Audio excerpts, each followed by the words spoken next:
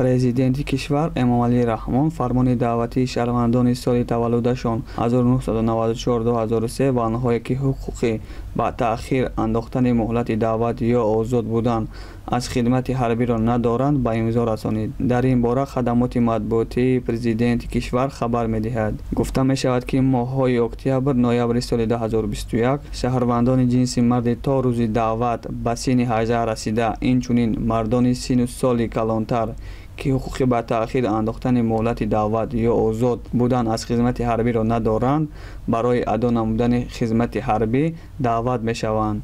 ин аввалин даъвати аскарон ба сафи қувваҳои мусаллаҳи кишвар баъди муайян шудани нархи пулакии хизмат аст.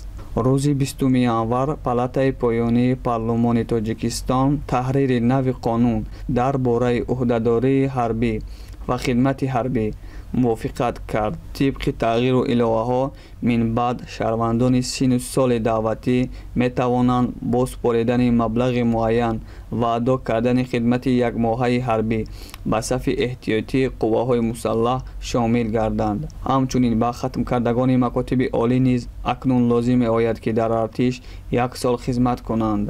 хатмкунандагоне ки 1 сол хизмат кардан намехоҳанд бояд бо пардохти маблағ 1 моҳ хизмат кунанд. баъди баҳсу баррасии зиёд моҳи август ҳукумати кишвар арзиши маблағи пардохт барои хидмати алтернативӣ дар артиши кишварро муқаррар намуд. ин маблағ ба 420 нишондиҳанда барои ҳисоб баробар аст. як нишондиҳанда барои ҳисоб айни замон 60 сомониро ташкил медиҳад.